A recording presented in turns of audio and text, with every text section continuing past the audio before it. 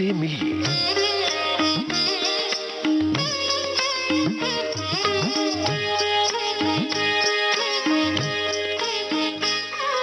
इनसे मिलिए इस कार्यक्रम में आज हम आपकी भेंट करवा रहे हैं अभिनेता अदी ईरानी से। आपसे बातचीत की है ममता सिंह ने। अदी ईरानी जी, विविध भारती के स्टूडियो में आपका बहुत बहुत स्वागत है। आइए। नमस्कार। नमस्कार। सबसे पहले तो अदी जी ये बताइए कि एक्टिंग को करियर बनाने का ख्याल आपके मन में कैसे आया? मेरी पूरी फैमिली जो है मतलब वो इसी लाइन में है। जी हाँ। तो मतलब बचपन से ही ये फील्ड में हम रहे हैं, तो डेफिनेटली ये बचपन से देखते आए हैं, तो वो चीज़ दिमाग में बैठ जाती है।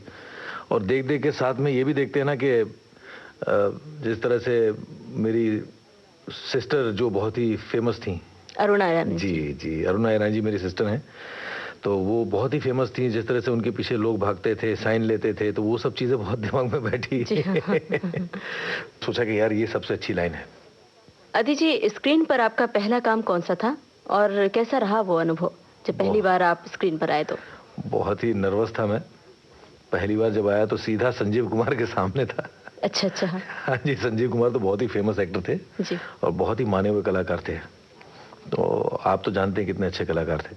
जब आप सोचिए कि जब मैं पहला स्ट्रगल करके डायरेक्टर के पास गया कि मुझे काम दीजिए, उन्होंने मुझे सीधा बोल दिया चलो ठीक है, आज ही तू अभी का अभी शुरू हो जाए यहीं पर, एक सीन तेरा कर लेते हैं।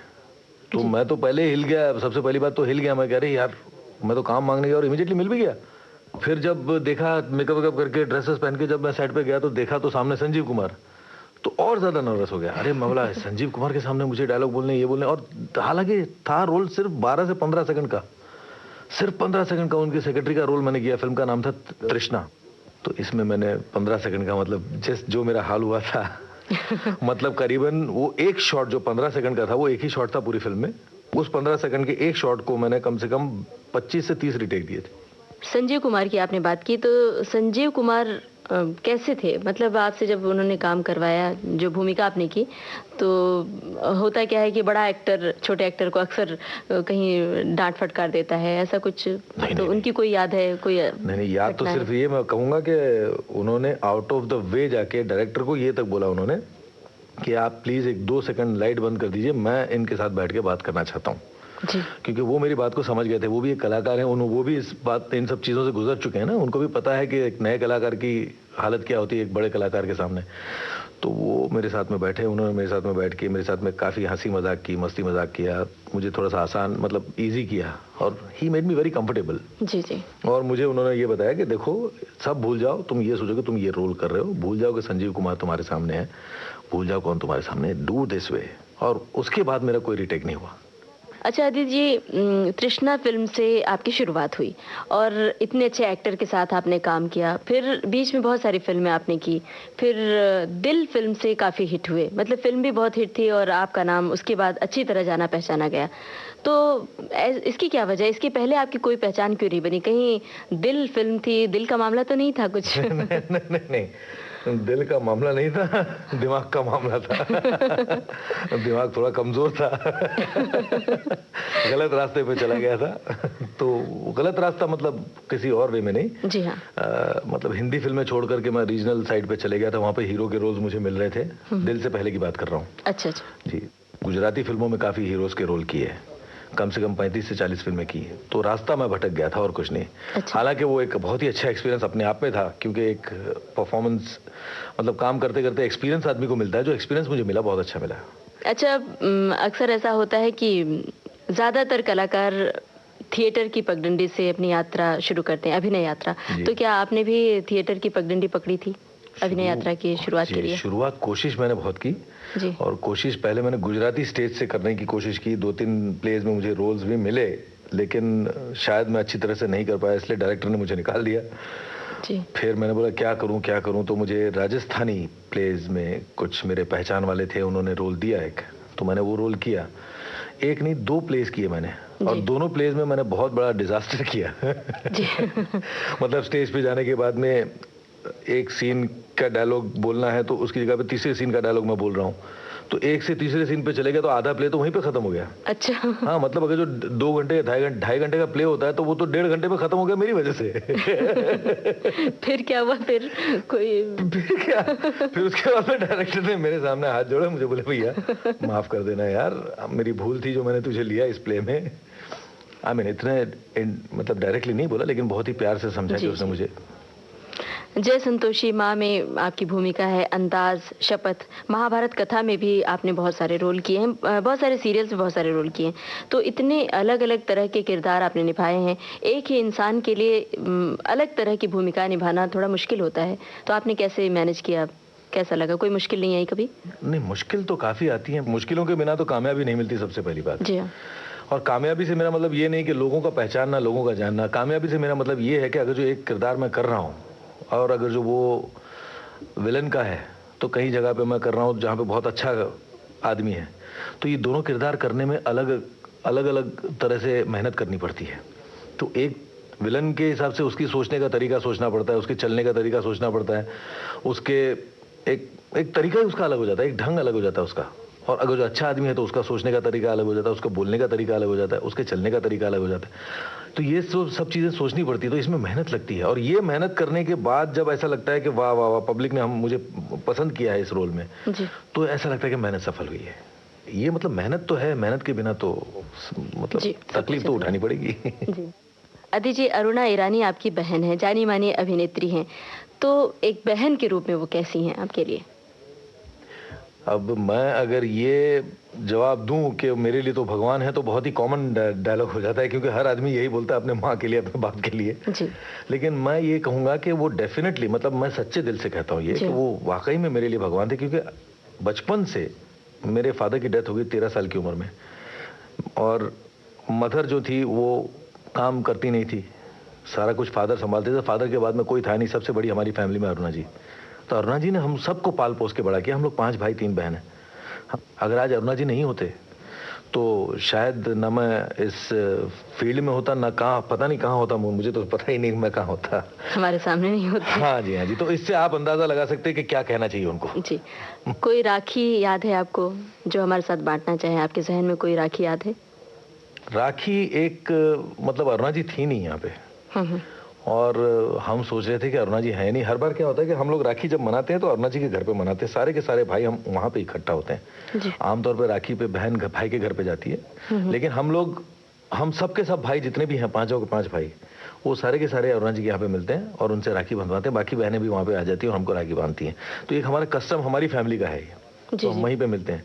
अब आप ये पूछोगे कि हम ईरानी हैं, पारसी हैं, तो ये राखी का और ये सब त्यौहार हम कैसे मनाते हैं? बचपन से हमारे फादर के थ्रू हम इन सब रिलीजन को फॉलो करते हैं, हिंदू रिलीजन को, तो इसलिए हम मनाते हैं। बट अरुणा जी के यहाँ पे मनाते, तो अरुणा जी थी नहीं यहाँ पे, वो शायद अमेरिका या कहीं गई हुई थी, लंदन, अभी एग्जैक्टली मुझे याद नहीं है, लेकिन कहीं अब्रॉड गई हुई थी। हम सोचे क्या करें क्या करें क्या करें, अरुणा जी तो आई नहीं, अभी आएंगी नहीं वो इस बार राखी में, तो क्या करें? Suddenly one day she was there, Rakhi के दिन आ गई। अच्छा, आ गई जी, आ गई। हमने सोचा यार इतना पैसा खर्चा करके वहां से यहाँ आना और यहाँ से वहां जाना, वापस उनको जाना था।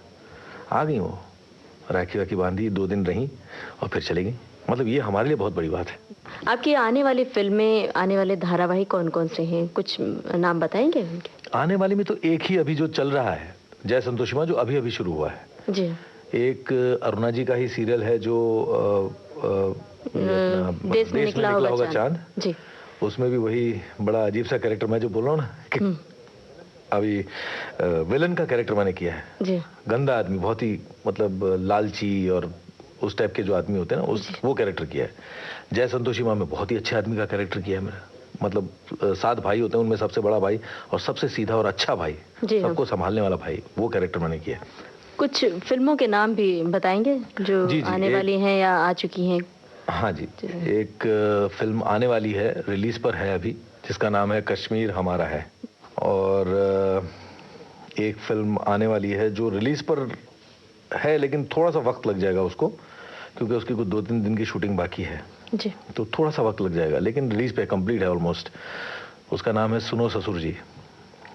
और एक फिल्म जिसका नाम है तुमसे अच्छा कौन है, रिश्ते फिल्म, इंद्र कुमार जी की फिल्म जो कर रहा हूँ मैं, रिश्ते, फिर एक फिल्म है अपना डी रामानायडू की जिसका नाम है कुछ तुम कहो कुछ हम कहें।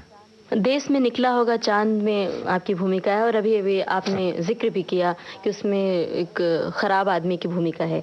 तो अरुणा जी का सीरियल है, आपको कैसा लग रहा है उसमें काम करते हुए? ये नहीं लगता है कि कोई अच्छा सा रोल होता है उसमें, मतलब कोई ऐसा रोल होता है जो अच्छे आदमी का होता है? हर किसी को ये तमन्ना होती है, तो आपकी ऐसी कोई तमन्ना कभी नहीं? नहीं नहीं नहीं, मेरी तमन्ना है कि हर रोल अच्छा होता है, आप कितनी अच्छी तरह से करते हो उस पर डिपेंड करता है।